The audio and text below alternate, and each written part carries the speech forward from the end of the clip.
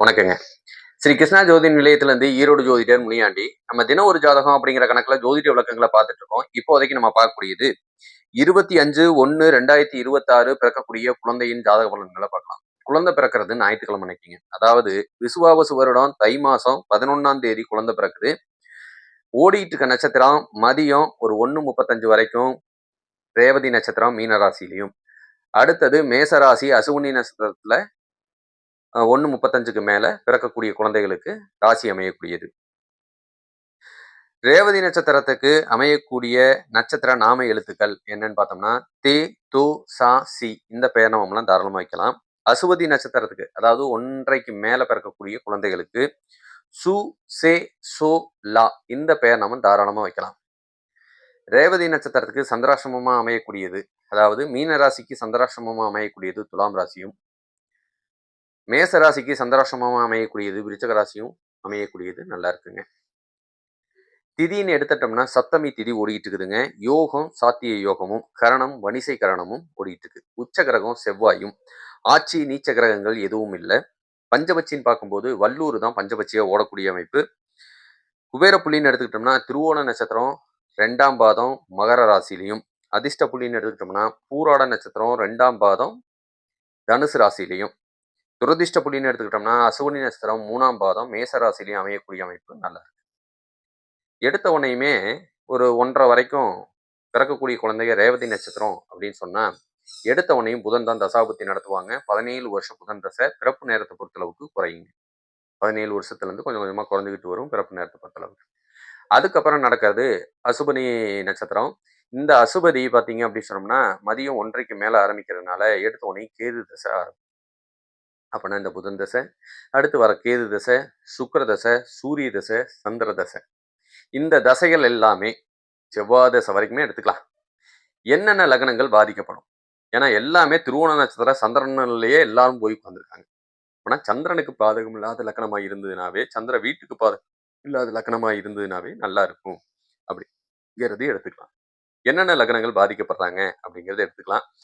கடகம், சிம்மம், கன்னி இந்த 3 லக்னம் முழுசா பாதிக்கப்படும்.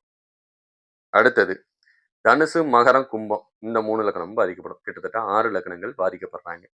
மற்ற லக்னம்னா பாதிப்பு இருக்குதா அப்படின்னா பெருசா பாதிப்பு இல்லை. நல்லா இருப்பாங்க. யாரு? அம்மாவும் அப்பாவும் தாத்தா பாட்டி இருந்தாலும் சரிங்களா. அம்மா அப்பாவுக்கு இடையில சண்டை பிரச்சனை பிரிவுல போய் முடியக்கூடிய அமைப்பை இந்த லக்னங்கள் 6 லக்னங்கள் ஏற்படுத்தும். கடன் நோய் சம்பந்தப்பட்ட பிரச்சனையும் வம்பு வழக்கு சம்பந்தப்பட்ட பிரச்சனையும் கொண்டு வரும். மற்ற லக்னங்கள்லாம் செல்வ செழிப்போட வாழக்கூடிய அமைப்பையும் மற்ற 6 லக்னங்கள் சரிங்களா. வீட்டுல சண்டையோ பிரச்சனையோ பிரிவோ கொடுக்காதது, சொத்து பத்துகளோட இருக்கக்கூடிய அமைப்பு, பூர்வீக சொத்துக்கள் உங்களுக்கு பயன்படக்கூடிய அமைப்பு மற்ற லக்னங்களுக்கு ஏற்படும் அப்படிங்கிறதையும் நம்ம புரிஞ்சுக்கலாம். அப்பனா இந்த லக்னங்கள்லாம் பாதிக்கப்படுறதுனால முடிஞ்ச வரைக்கும் இந்த லக்னத்துல நீங்க ஆபரேஷன் பண்ற மாதிரி இருந்ததுன்னா தயவு செஞ்சு இருக்க வேண்டாம்.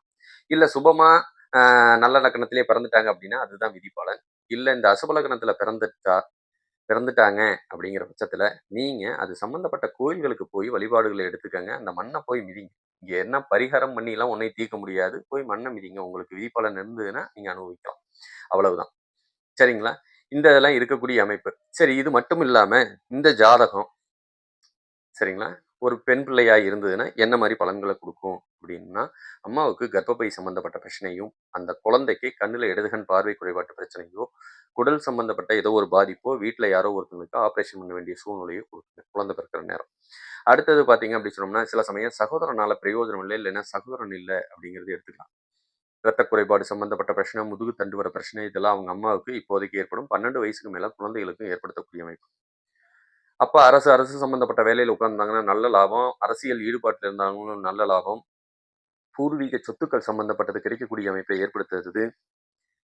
சரிங்களா. அடுத்தது தந்தை நல்ல வியாபாரத்துக்கு சொந்தக்காரரு. கட்டட சம்பந்தப்பட்ட வேலை செஞ்சாலும், கட்டட பொருட்கள் வாங்கி வித்தாலும் நல்ல லாபத்தை தந்தைக்கு கொடுக்கக்கூடிய அமைப்பு நல்லா இருக்கு. புள்ள நல்ல புத்திசாலித்தனத்துக்கு சொந்தக்காரியா இருப்பா, பேராசைக்கு சொந்தக்காரியா இருப்பா, திருப்தியை அடையாதவ பிள்ளையா பிறக்கக்கூடிய அமைப்பு. சரிங்களா. கம்ப்யூட்டர் சம்பந்தப்பட்டதை படிச்சாங்கன்னா நல்ல லாபத்தை கொடுக்கும். கம்ப்யூட்டர் தொட்டுக்கிட்டே இருக்கிற வரைக்கும் அந்த வீட்டுல நல்ல லாபத்தை கொடுக்கலாம். சரிங்களா. அடுத்தது டஸ்ட் அலர்ஜி, வீசிங் சம்பந்தப்பட்ட பிரச்சனையும் கொஞ்சம் கொடுக்கும். கொஞ்சம் கவனமா இருக்கிறது சிறப்பு. இது பெண் பிள்ளைகளுக்கு உண்டான பலன். இதே ஒரு ஆண் பிள்ளையா இருக்குது அப்படின்னு சொன்னா அவன் சோம்பேறித்தனத்துக்கு சொந்தக்காரனா இருப்பான். உடல் சோர்வுத்தன்மை, சீக்கிரம் டயர்னஸ்க்கு போயிடுவான் அப்படிங்கிறத எடுத்துக்கலாம். டஸ்ட் அலர்ஜி, வீசிங் சம்மந்தப்பட்ட பிரச்சனையும் குடுக்கும். இவனுக்கு ஆணுறுப்பு சம்மந்தப்பட்ட பிரச்சனைகள் கண்டிப்பா குடுக்குங்க. எடுத்தோனயுமே குழந்தை பிறந்தோனயுமே அந்த பிரச்சனைய குடுக்கும். நாளைக்கு கிடைக்க போற மனைவி பார்த்தீங்கன்னா, நல்ல புத்திசாலித்தனத்துக்கு சொந்தக்காரியங்களா அவங்களும் இருப்பாங்க. அப்பா நல்ல வியாபாரி தான். அப்பா கோவத்துக்கு, ரோசத்துக்கு சொந்தக்காரரு. அரசு சம்மந்தப்பட்ட வேலையில இருந்தா நல்ல லாபத்த குடுக்கும். அதனால அது பிரச்சனை கிடையாது. அடுத்தது விபத்துகள தந்தை சந்திப்பாங்க. பையன் பொறக்கிற நேரம் தந்தைக்கு விபத்துகளையும் கொஞ்சம் குடுக்கும். கொஞ்சம் கவனமா இருக்கிறது நல்லது. கண்ணுல எடுதகன் பாதிப்பு குடுக்கக்கூடிய அமைப்பு தான் நல்லாவே இருக்குங்க. இதெல்லாம் பார்த்தீங்க அப்படின்னு சொன்னோம்னா, ஆண் குழந்தை பிறக்கறதுக்கு உண்டான பலன்கள். அடுத்தது நம்ம பார்க்கக்கூடியது, கோச்சாரத்துப்படி எங்களுக்கு ஏதாவது சுபபலன்கள் வந்து சேருமா? குழந்தை பிறக்கிற நேரத்துக்கு அப்படின்னு பார்த்தோம்னா, தொழில் விருத்திய குடுக்கக்கூடிய அமைப்பு குழந்தை பிறந்ததுலேருந்தே உங்களுக்கு கிடைக்குதுங்க. அப்பன்னா தந்தை புதுசா ஒரு தொழில தொடங்கலாம். இல்ல இதுவரைக்கும் அடிமை தொழில் செஞ்சுட்டு இருக்காங்க. அடுத்தவங்கள்ட்ட வேலை செஞ்சுட்டு இருக்காங்க அப்படின்னாலும், குழந்தை பிறக்கிற நேரம் உங்களுக்கு புது தொழில்கள உருவாக்கி குடுக்கும். அது லாபத்தையும் குடுக்கும். ஏன்னா, அதுதான் நமக்கு வேணும். சரிங்களா?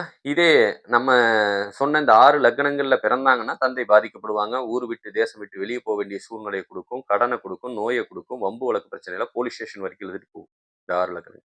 நல்ல லக்னத்துல பிறந்திருக்காங்க அப்படிங்கிற பட்சத்துல இந்த பிரச்சனையெல்லாம் வராது. புதுசா தொழில் தொடங்குனாங்கன்னா வெற்றி வாய்ப்ப குடுக்கும். கடன, நோயோ குடுக்காது அப்படிங்கிறதையும் நம்ம வைகாசி 18ஆம் தேதிக்கு மேல பார்த்தீங்க அப்படின்னு சொன்னோம்னா, இடம் சம்மந்தப்பட்டது வாங்கக்கூடிய யோகத்துல இருக்கு.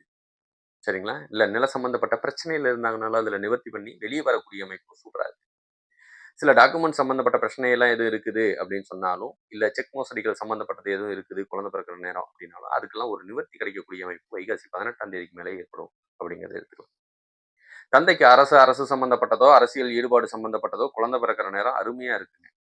அப்பன்னா அதுல ஒரு நல்ல உயர்ந்த பதவிக்கு போகக்கூடிய அமைப்பையும் இதெல்லாம் ஏற்படுத்தலாம் அப்படிங்கிறதையும் புரிஞ்சுக்கலாம். இல்ல அரசாங்க வேலையில போய் உட்காரக்கூடிய அமைப்பையும் ஏற்படுத்தலாம் அப்படிங்கிறதையும் புரிஞ்சுக்கங்க. சரிங்களா? இதெல்லாம் குழந்தை பிறக்கிற நேரம் உங்களுக்கு குடுக்குற யோகமா கூட நம்ம எடுத்துக்கலாம் அப்படிங்கிறது தான். இந்த ஜாதக ரீதியா மேலும் உங்களுக்கு தகவல் தேவைப்படுதுன்னா, கீழ இருக்க நம்பருக்கு தாராளமா நீங்க வாட்ஸ்அப் பண்ணுங்க. உங்களுக்கு வேணுங்கிற தகவல் கிடைக்கும் அப்படிங்கிறேன். நன்றி, வணக்கங்க.